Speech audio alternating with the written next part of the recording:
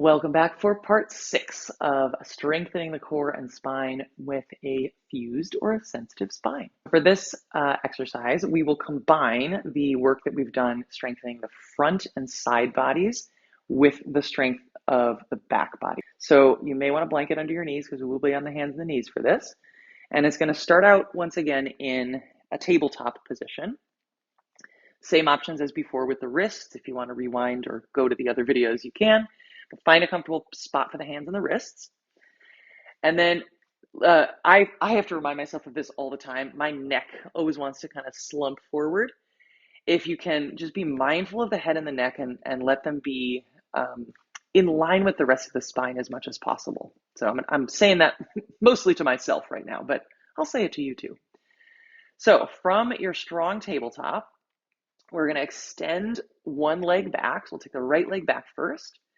And then remembering back to that one knee down plank pose that we did, where immediately as we extended the leg, we did a little scoop of the pelvis, so a little strength in the belly to remind the belly that this is what we trained for. So back leg is strong, belly is scooped or lifted slightly. And then I'm going to come up on my left fingertips, and I'm going to notice if I tend to kind of wobble. If I do, I'm going to pause here, and I'm really going to engage not just the front body, but also the sides, kind of hugging everything in. And then I'm going to lift my hand and just take a half prayer pose with thumb against the heart. My right wrist and shoulder are already talking to me, so I'm going to come out and I'm going to switch sides. So I'm a big fan almost always of not staying too long in a shape, but instead coming in and out of a shape as much as you need to slowly, gradually build strength to hold longer. So here we go. Switching to the other side. Left leg is going to lengthen, little scoop of the belly and the tail. I'm going to be mindful of my neck because I've already felt it slump. And then left hand pushing the floor away. I'm going to come up to my right fingertips, make sure that my shoulders and pelvis didn't weeble wobble too much. And then I'm going to bring my right thumb to my heart in a half prayer. And as I do that, that's just a place to put my hand, but also I can give my heart a little nudge, a little lift. So rather than sinking down, I'm lifting up. And then I'm going to switch sides again.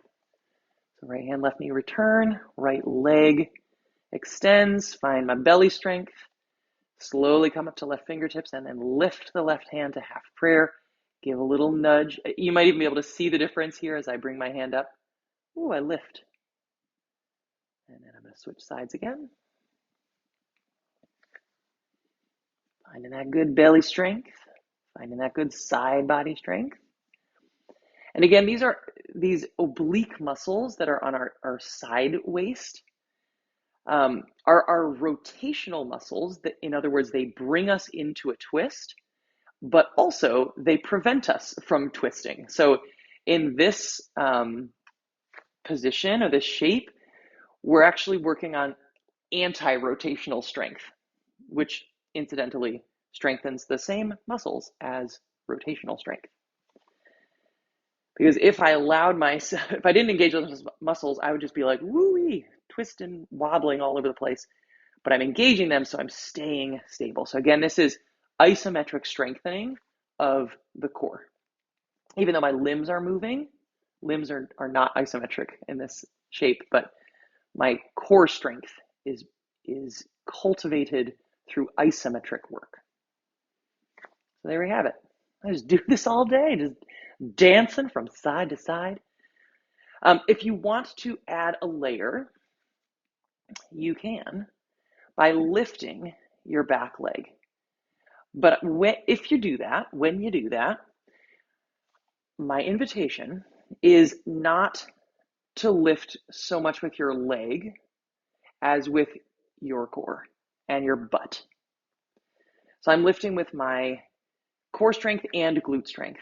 So my core is already engaged, my foot is pretty light, and then my glutes kick in to lift my leg a little bit. I'm not trying to lift it super high. I'm just lifting it just to feel something. And that something is glute strength. So glutes are not technically part of the core, but when you lift or at least according to me, they're not. Some people would probably include them. But when you're lifting your leg, you're adding a little bit of challenge to that anti-rotational strength, because then you're only now balancing on 2 points, your hand and your knee and foot, maybe 3 points. But instead of having hand, knee, knee down, you only have hand and knee down. So that ups the ante a little bit and just adds a whole bundle of fun.